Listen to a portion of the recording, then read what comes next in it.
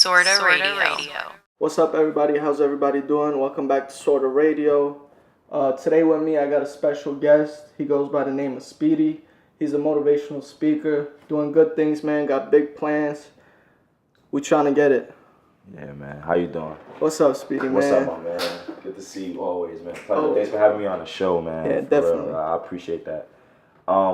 Speedy Sheppard. I'm here on the SORTA Radio show. My man Say, thanks for having me. Stay tuned. We got some fire coming for you guys. Gems, motivational quotes, everything y'all need, all in the bag for you guys. Stay tuned. Facts. Don't forget to like, comment, subscribe, follow us on IG, Yes, sir. YouTube. We got podcasts coming out. This is what we do. Link will be in the description below. You'll see it. Yeah. Yep. All right, bro. So I wanted to just jump into it. I know you're doing a lot of big things. You're trying to be a motivational speaker. You're Yes. always sharing wisdom. Mm-hmm. Speak about that. Like, what gave you the mentality to shed light on people? Because your last name is Shepherd. That's a coincidence. Yeah, it is, man. That's a good. That's like it's meant for you. Yeah. Well, everyone has a motive growing up, I feel, and it takes different times and different time frames to, notice what your motive is in life. And I think it all started for me when I started actually speaking. Like I knew I always had a gift somewhere, aside from playing football and being fast and stuff like that, whatever the case may be. But I always felt like I was a healer, so I feel as though that was my purpose in life. I just didn't know how to cultivate it. I didn't know how to tap into it and actually go into it. So during my time of solitude, which was like about 4 months, I practiced self-mastery. I dibble and dab in things I never did. I did meditation. I even stopped eating meat for a while, so I indulged in a lot of things. I got out of my comfort zone, I would say. Yeah. So what I did was I just started making, like, one day I had my phone. I'm like, this is everything. I have the world in my hands. Why not, try to, tap into it and really see what I can do. So I exercised that, and next thing you know, I made my first YouTube video, got like over 100 views or something on it. It's something. People watched it. So, and then I started saying, like, wow, I could really, take off with this. Like, because everyone wants to make it somewhere in life. It don't matter how far we want to go, but we have to get to a destination, right? So I feel as though motivational speaking was like my niche. Like, that's what I really, excel in, and that's what I do it, and I love it. And my thing is, aside from even before I even did motivational speaking, I was always one to make friends and make connections just raw.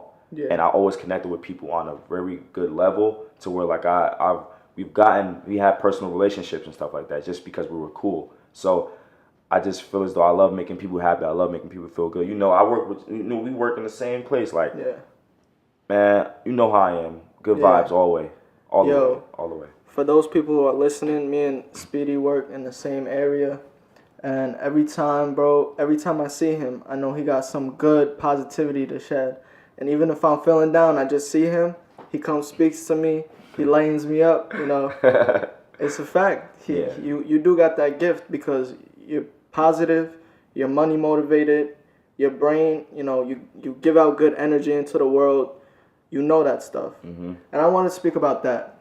So for people who don't know and people who do know, you know how you put out energy into the world and that's what you get back. You believe that? That's right. I'm a firm believer in that. Like, I feel as though we're all energy beings. Like, we just have that with us. So if my energy is high in frequency and energy is low in frequency, it's not going to be a direct correlation. It's always friction in between. So our jobs is always to connect on the same frequency as others that we want to. So the reason me and you are doing this podcast is because our frequencies are like alike. Yeah. So, my man right here, him too, like, same frequency, we all have the same things like in common. So it's like energy, like attracts like. So, and birds of a feather flock together. So I just feel as though if you give out good vibes, it's always going to be reciprocated back, no matter how you do it. It don't matter if you do it today. It might be reciprocated to you a year later. Exactly. Because you render an action that was genuine and it was good. It don't have to be tomorrow. It don't have to be next week. It could be a month. It could be a couple weeks from now. But just know that whatever energy you put out, it will be reciprocated, and that's what I'm a firm believer in. Just being genuine in what you do. That's facts, man. I believe that too, because I see it. And when you see something happen, you believe it. Right. You have negative energy. You put out negative energy for a week. Right. And you get that shit at the end of the week. You got a flat tire. Yeah. You crash your car. You lose your money.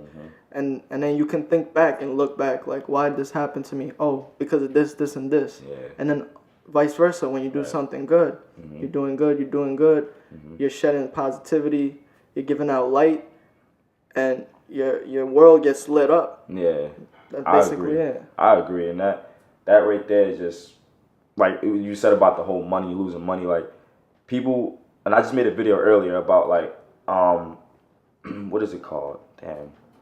When you start achieving, they start believing. Yeah. You know? Yeah. And it all ties in between having an abundance mindset. A lot of people nowadays, we don't have that mindset to where we know we have a lot of stuff. Like, everyone can eat. You can eat, I can eat, he can eat. Like, it doesn't have to be where we have scarcity mindsets where I got to be in competition with you, like crab in the bucket mentality. Like, growing up where I came from, that's all you see. People just trying to bring each other down. They don't want to see other people do good. And what I'm trying to, like, really do, like, so what I'm trying to do is just tell people that it's more to life than just know what is one thing is circumference. So you have to know that it's more to life. You just have to keep reaching and try to get to the upper echelon and achieve it. But a lot of people try to bring you down, but you just got to make them a believer off of what you're achieving. You get what I'm saying? A lot of people need guidance because it's not even their own fault. Right. The way you're brought up, the way that your life is going, you're kind of lost. Right. And it happens to the best of us, man. Does. I was lost 2 years ago. Really? I know a lot of people been lost, man. I was sleeping on a couch and it clicked. Something in my head clicked. You know, you were talking about it earlier, an epiphany. So you just start thinking about your life, but not in the way that you see it on social media. Right. Not like a fake woke type of way. Right. It's real. Like, it's happening to you. You're going through it. The stress is real. You're on the edge, and you have to do something. Survival is instinct. Yeah. And I can attest to it because right now at a point in my life, right now the point I'm in survival mode. Nobody really knows about it because I don't talk about it, but we all go through, like, our trials and tribulations and stuff like that. Like, right now, like, what time is it? It's what time is it right now? It's like 11:47. Today's February 4th. I don't share this with nobody, but my sister died 2 years ago. And at 12 o'clock on the 5th is the day she died. You get what I'm saying? Yeah. So, and it's crazy because I've been feeling like this whole week, like, it goes back to last week, I've been feeling like this crazy energy, like, you know, like, down and just in the slumps. But, you know, I'll never really show it, but it's just the fact that I think subconsciously it's because of that situation that happened, you know? So, and I lost two siblings. Like, I lost my sister and I lost my brother too. So it's like, you think about all this stuff, and as humans, we're geared to feel this type of way. And this is why, like, I'm able to just still, you know, march through life, because at the end of the day, I'm accepting whatever goes on. Like, if there's a negative energy, I'll welcome it. But the thing about negative energy, I will never let it overstay its welcome. You get what I'm saying? You're welcome here, but you can have tea and everything. Like, I sit you down, have tea, but you will not consume, like, you will not bring, like, make this circumference a toxic waistband. Yeah. You know, I won't make it. I won't let you do that. I address you, figure out why I'm feeling that way, and I'm like, all right, get out. Yeah, exactly. You know, bring the positivity back in, and then take whatever I learned from that negativity feeling and, you know, put it into my positive and try to make it positive, you know. You take that pain, negative energy, you use it as fuel, right? Pain is, everything. Yeah, pain, like, my thing is pain. All the success anyone achieves it roots from pain, man. And also, that's why people don't understand. Like, a lot of good artists and a lot of rappers, a lot of artists, a lot of actors, they've been through it, so they use that energy and they fuel their artwork, they fuel their creativity. And that's why people are like, oh, they've been through a lot, because they have been through a lot. Yeah. That's why they can express so much. I understand that right there, like, artists, man, and people who, like, people such as us, we like young entrepreneurs. We want to come up right now. This is like the rough and tough right here. Yeah. In order to be rough and tough, you got to make it through the rough and tough. Like, this straight cutthroat is like, if you ain't it, you ain't it.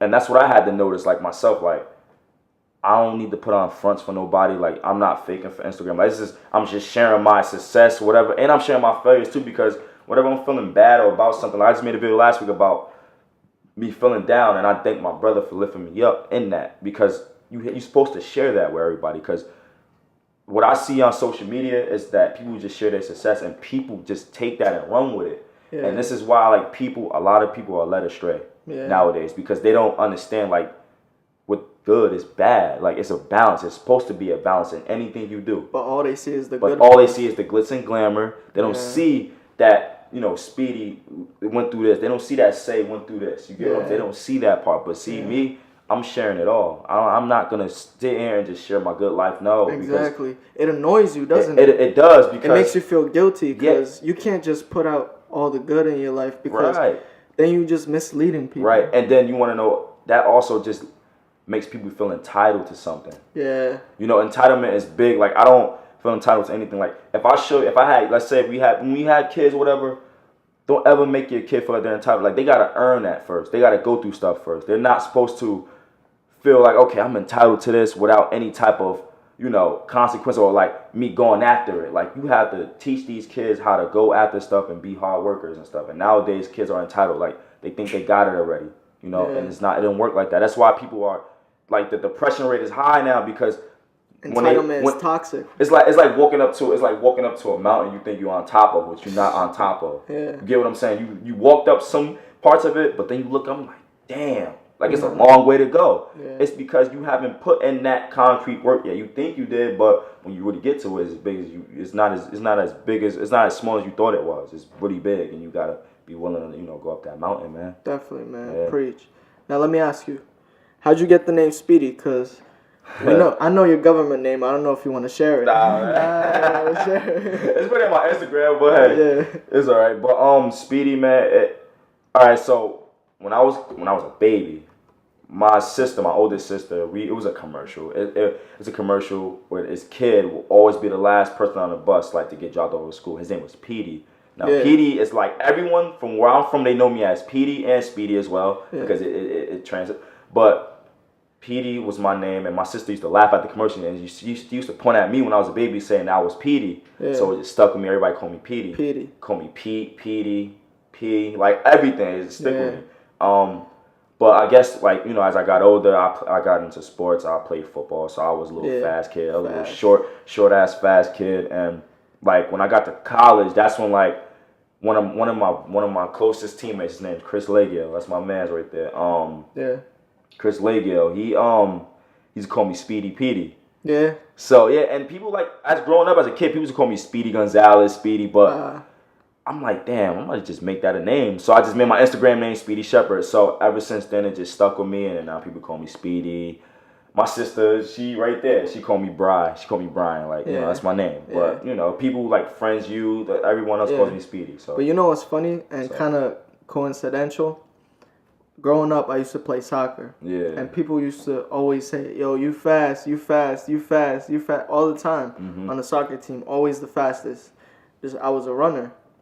And that's short people stuff right there. Yeah. We short, bro. We fast, man. So. You can't catch us for nothing. You can't catch us, man. We annoying, too. Yeah. You can't catch us, you know? Yeah. So, that's good, though, man. Like, and you play sports, too? Yeah. I've been playing sports all my life. I took taekwondo, karate, kickbox, boxing, soccer, basketball. Trying to get into some jiu-jitsu, bro. I used to box when I was in 7th, 8th grade. Like, best experience I've been. Like, I was the only 13-year-old on my team that looked like I was in high school already, because I was, like, so, like, cut up. Yeah. People thought, they was like, y'all cheating, y'all got him on the team. But it was like... Yeah, word. You had abs and everything, bro. Right. I swear, everything. That's how you get the ladies, I promise you, man. My father was making me do 100 push-ups straight. Yo, that's funny that you say that, because my father, before I went to bed, I wasn't allowed to sleep without doing my push-ups. For real? It was like I was in the military, bro. But yeah, because that's sit-ups too. That's exactly what happened. My father was in the military. Like all my uncles, my dad, they all like my father was like, you ain't leaving the gym until you do 100 push-ups straight. And I had to do it. Like I don't care. I do 50 a clip, and then I do another 50. Sometimes I do 25. But I got to get to that 100. Yeah. And like right there, like I'm just thinking about it now. Like it don't matter. Like success should not have no like. Success is sloppy. Oh, I would definitely. Say. So it's like, who has a clean success story? Who has a clean slate? No one. Yeah. my thing is like the way I did those push-ups, like I would do 50 straight, but then like I do like 10, and then I do 15, and then I do 20. But it just goes to show, it teaches you that, you know, life is not perfect. Yeah. It don't matter as long as you get to that destination, as long as you get to that number, you're good. It don't matter how you do it, as long as you do it.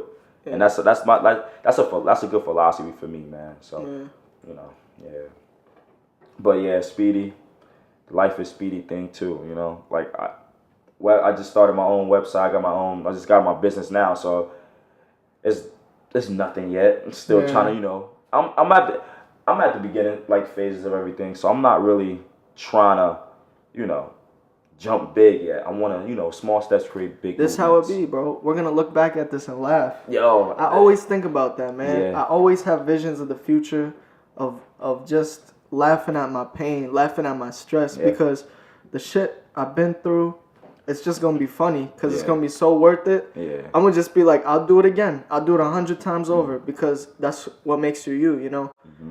If I didn't have my memories, if I didn't have my pain, my pain, what I've been through, what I had to do to like build myself up, right? I wouldn't be me. You wouldn't be yourself. I wouldn't be me neither, man. Yeah. And that's exactly what I was saying like earlier about like going through stuff in life. Coming from the area I came from, Passaic, New Jersey. Shout out New Jersey. Yeah, shout out New Jersey. Period. I love Northern Jersey. Northern Jersey. I don't know about that South. Yeah, right. They Philly. That's Philly right there. But like North Jersey, growing up where I was, it was like rough. Of course, everyone got a rough. You know, everybody got a story. Yeah. I was a good kid. I mean, I got into trouble here and there, but you never really heard me into stuff like that. But the stuff that I had to go through in the house and stuff, that's what really formed me to who I am today, because I needed an outlet to block out what was going on at home. And I don't care what nobody say. I don't care what I went through. I love both my parents. I don't care what now, like, I get older, like, you don't realize when you're younger, like, parents are annoying, but, like, the older you get, day by day, you just appreciate them more, and that's what I do. Like, I think my mom, like, me and my mom are closer than we ever was now than when I was growing. Like, we were close, but now it's different because I'm older, so I know how to articulate my words, but I know how to explain. I know how to get my point across better to her. Exactly. So it's a better understanding now. So me and my mom, shout out to you, Mom. I love you, Mom. Yeah, going through that type of stuff in hindsight, and it is good that I'm saying this now because my mom was younger back then. Yeah. Get what I'm saying? So maybe she didn't understand certain things, or like, you know, it's a lot of stuff you go through, man, and you just learn from it. That's basically what it is. And it formed me to who I am. I needed an outlet to play football. I use football as an outlet. I use boxing as an outlet. I use track and field as an outlet. And even right now, like, I'm using talking as an outlet. Yes. But I'm also using it to elevate other people around me because that's what I believe in. I love talking to people. I love making people feel good. I love building people up because I feel like I'm a healer, man. I just feel as though that's my purpose on this planet. You know what I'm saying? On this earth. If you're not doing it already, make sure to follow Speedy, bro. Mm-hmm. Like, he got podcasts. He's shedding wisdom. Podcast, Instagram, Twitter, Facebook, Snapchat, all of that. SORTA Radio t-shirts. I just got them made. They got a gold gradient. They're nice. I'm gonna start giving out some. I need me one of those, man. I got you, bro. Give me one of those, man. Everyone who come on the podcast is getting a shirt. That's what I'm talking about. SORTA Radio.